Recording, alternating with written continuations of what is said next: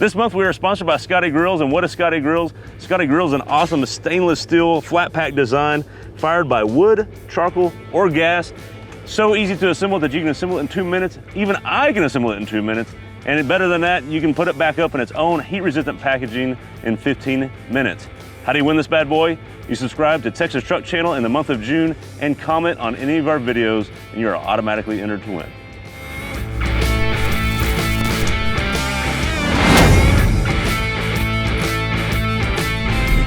Mahalo, ladies and gentlemen. Hey, Oh, we're filming. Aloha. We're finally with the all-new, not all new, like completely new, first ever Grand Highlander. We've done reviews, walk-arounds on this before. We're actually get to drive it today. Craig? Yes, let's do it. We have right now, this is the Platinum, and it's the 2.4 liter turbo with the 8-speed automatic. This is the non-hybrid and non-hybrid max. This is the gas variant. I'm gonna get right to it because it's a big deal for buyers. This will not be the most efficient one. The hybrid, non-hybrid max, the regular hybrid is your sipper of fuel at 36 miles a gallon combined, which is incredible. This is 22 combined, 26 on the highway, a little less around town. So being all-wheel drive, this is the worst mileage option you can get because it has the 20-inch wheels, all-wheel drive, and no hybrid variant, so 22 is combined what you're gonna get. If you've seen our previous RX 350 review, it had this power plant in it, and we got about 22. So I think it's a fair, real number. But I wanna start with looks on this first, Craig. This has, well, you know what this color is? You know what it is? It's cold. Ooh, we feel it, chill? It's called Wind Chill Pearl. That's what they call it. You can't see it on camera because we're on a GoPro, but there's really good metallic in here. Probably some pearl and different lighting, but super high quality paint.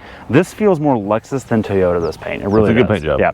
Now, optically, big nose. And this is the big change. If you're thinking Highlander like the previous one, don't. This is actually a different car completely. It's sized more like a Pilot or an Atlas or even a Pathfinder is. There's a ton of interior space, and Craig will cover that in just a minute. But really, this is designed for road trips and the chaos for families. That's really a word that Toyota was getting into. Is that, hey, having families For your Ohana. It's for your Ohana, which is Hawaiian for family. It's about having room for them and just getting it done. That's what this is. It's a companion for families. This nose screams RAV4 to me. It really does. Like a bigger RAV4 design, and it works. You have fog lights on here, which actually, thank God, you know, fog lights have gone away over the years, and I'm glad that some brands keep them up. At night, I like to see a segregation from the headlight to the fog light. Headlights, they are LED, and they are probably great. So we haven't driven at night, we're not sure, but from what we can tell, they're great. So, coming around, let's check out the wheels over here, Craig.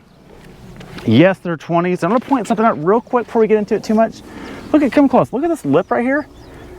This is not a wheel cover, but it sure looks like it. The way this chrome cover is applied to what is... It is pretty yeah. thick, yeah. I mean, it's manufactured together. You can't just pop this off, but at first glance, you're like, is that a wheel cover? Or, I don't know.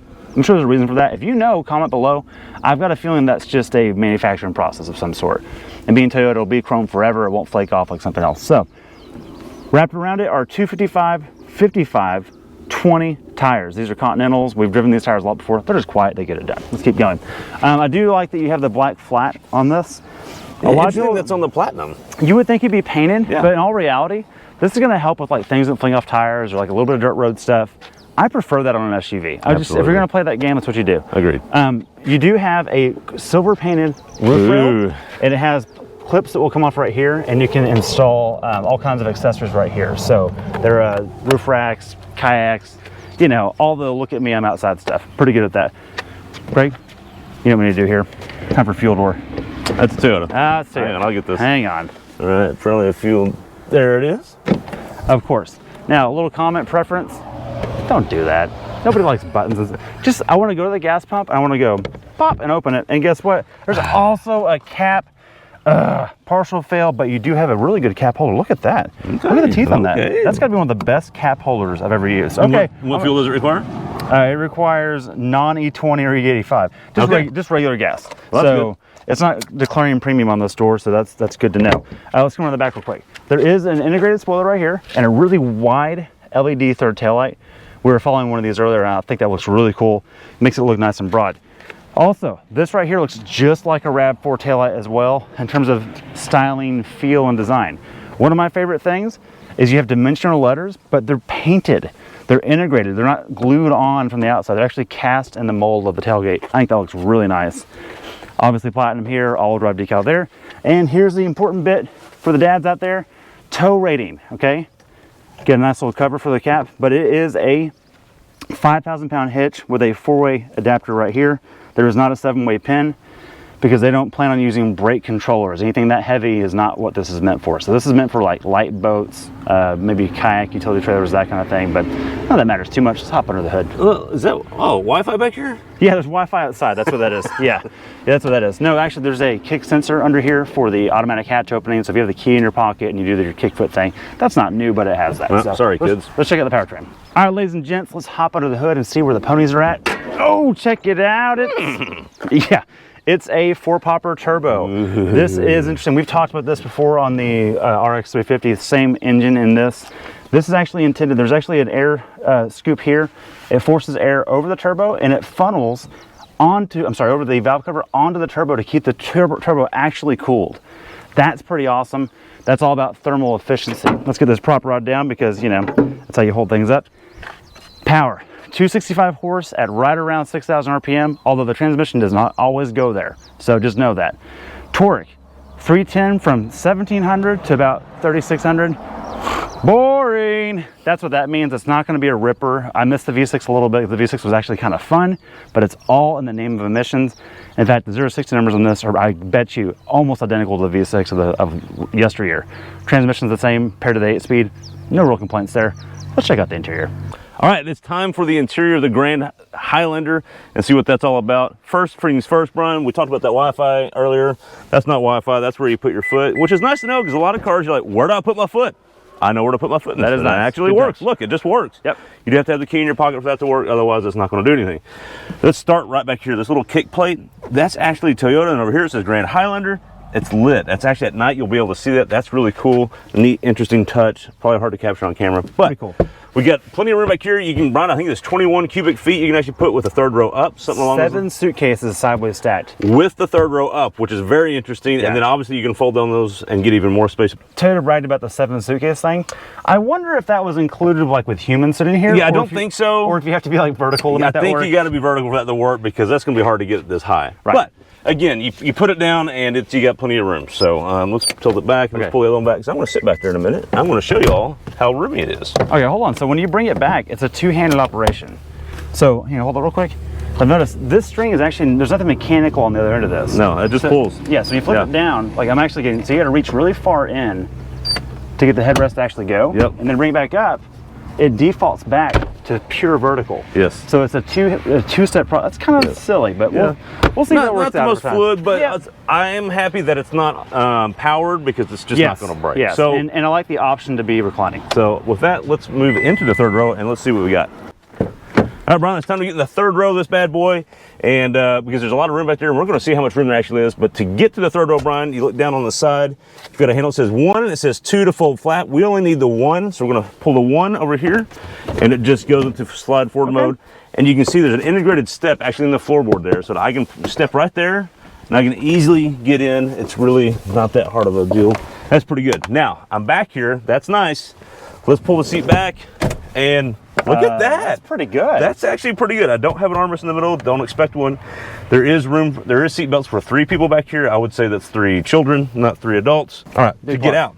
Now, I think I just pull this handle, and it folds forward. Man, I come easy enough. All right, on to the second row. Let's get in the second row, and we've got looks like plenty of space, Brian, and I can recline or go forward. And here's probably the best part. Well, I can pull this button, and I can go forward to give more room in the back, or I can go all the way back. That's pretty nice. Plenty of room back here. I'm sitting behind Brian himself. But Brian, there's a panoramic roof in here. We gotta find out. Which we don't have open right now because, well, there's a lot of sunshine in this state. And let's see what kind of room we got with Brian. But if I slouch, it's fine. Also, you've got a captain's armrest. That's true, yeah. No, but if I lean at all, honestly, there are way worse vehicles than this. True, and you don't have to get the panoramic. The panoramic roof is an option in all trims. I will say though, that's interesting. In the Pilot with the pano, it's not a problem. Fair enough. Okay. So. All right, Brian, moving on to the front row, and I'm thirsty and I'm tired, and I need to put all my cup holders, or I got to put my cup somewhere. There's a cup holder. There's a cup holder. There's a cup holder. Do you see that cup holder? Mm-hmm. You know what that's for? For big gulps. Hydro flasks. So you put a hydro flask there or in your door pocket. That's pretty cool. Usually I just reserve it for the door, but you've got room up here. Pretty good packaging. Let's show the people what we got here. 12.3 instrument cluster, and it looks good. It works. It's I like that it's not. So a lot of Toyotas, you've seen a lot of everything's in the center. There's a speedometer and a tack around it. I'm glad that they've done something different here. I'm glad they've gone to the more traditional speedometer and tack on the left. And look, it's a Toyota. You get buttons galore, hard keys for all the things you need. We love that. Even the odometer and the trip. I mean, come on. Thank you very much for that. And that continues on in the center stack. Speaking of the center stack, Brian, we get the wonderful Toyota UI that actually works. It's responsive. It's quick. We're in Hawaii. We punched in an address. We talked to it, and it actually worked. We're not going to do it now, but it did find us, and it actually looks really good. You do get a volume knob, which is nice. I like that. I still don't know why they can't put a tune knob here. That would be really nice, but it's okay. Yes, Brian pointed out we got heated seats. We got ventilated seats. So just needed everywhere. Yeah. Thank you. Yeah. Defrosters, all kinds of, you get buttons for everything. Right. It's very nice. This is a traditional shifter. It just works. It's not weird or goofy. It doesn't do this weird like Prius thing. We appreciate that. It's just normal. And then Brian, you get the Qi charging there.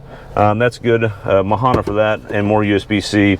Our camera button, so you can just pull it up real quick. You don't have to do anything stupid. Which is a great system, by the way, the camera system. And then Brian, you get all your drive modes here. So let's, you've got mud and sand, rock and dirt, eco and sport, and normal. And snow over here. Oh, and snow. And so as we change these, they're rock and dirt. Look at that. It's a cool looking Grand Highlander too. Anyways, all those modes work. You get the idea. Signature Highlander pocket right here. Everyone copies this. Highlander started that.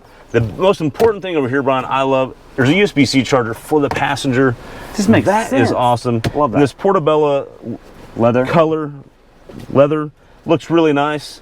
But Brian, it is time to get this on the road. It's male, it's Portobello, not Portobello. Oh, Portobello. It's okay. Well, you know, whatever. You want to drive I try to be gender neutral because, you know, I don't want to get canceled. So let's drive this, check out the 0 to 60 It's just Portobello. It's been a long day at the zoo. The kids are crazy. It's just time to get home. What do, Craig? Punch it.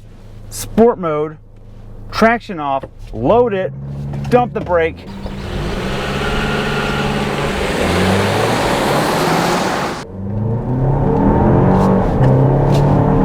Same 8-speed we've had in old V6s from Toyota, except with the 4-cylinder turbo now and 0 to 60 in. 8.81 with both of us in it, but Brian, without me in it, what did we get?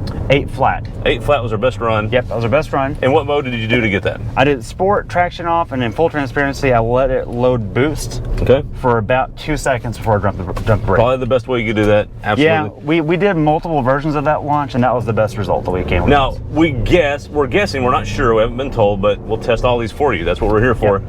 Well, I'm sure this is faster than the non-turbo hybrid. That's my anticipation. But slower than the Hybrid Max. Yeah, the Max should mop the floor with this. Should. It really should. It should be in the low 6s. But we'll find out. We'll find out. Now, ride and drive, unlike Mazda, they don't really get into a bunch of handling prowess when they talk about this. There's not a lot of jargon about that. But it doesn't necessarily handle bad. We haven't pushed it at the limit any. How does this just ride and drive when your Ohana's going crazy and you're trying to be chill?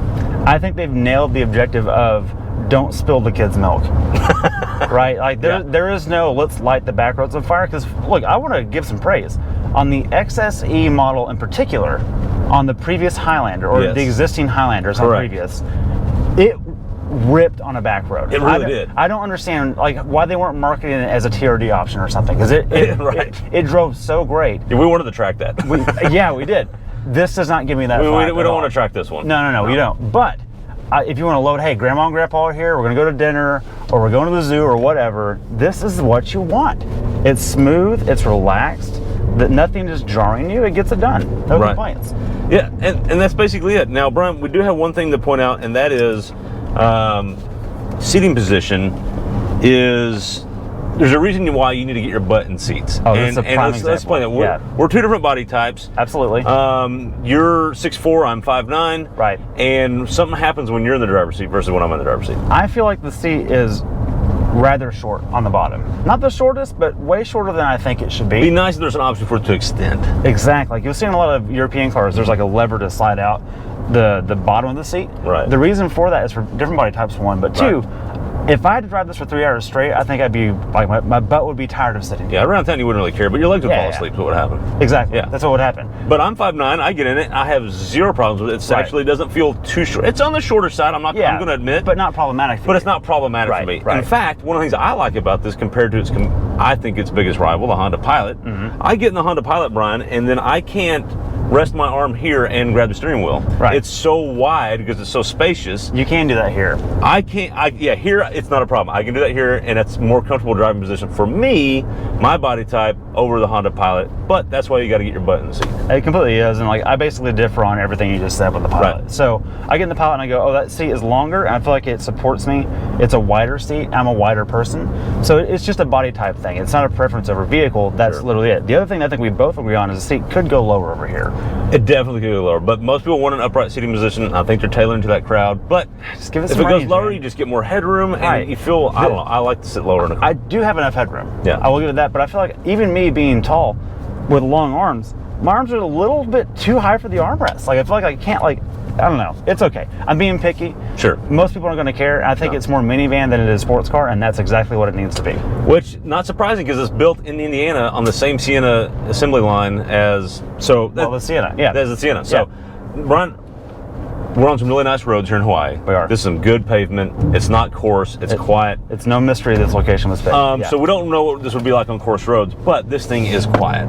Yeah, actually, we rolled the window down, and you can feel 2 layers of glass. It is thick glass. It's thick. So the acoustic glass is no joke, and that's one thing I want to praise over the Pilot. This is substantially quieter than the Pilot is. Yes. I mean, to the point that we've talked in our rural roads in Texas, it's almost unownable, the Pilot. It's just a thing. I don't understand I hate to say it, but it's just a thing. Yeah, and you have an older Pilot, and it's not a problem. Right. The current one seems to be a problem. Yeah. This, I feel like this can be one of the quietest things in this class for sure. Major praise there. They're going to sell a bunch of these. They are. Now, stay tuned. We're going to drive the Hybrid and the Hybrid Max as well. So thanks for watching this video. We've got 2 more coming your way. See you next time. Thanks for watching.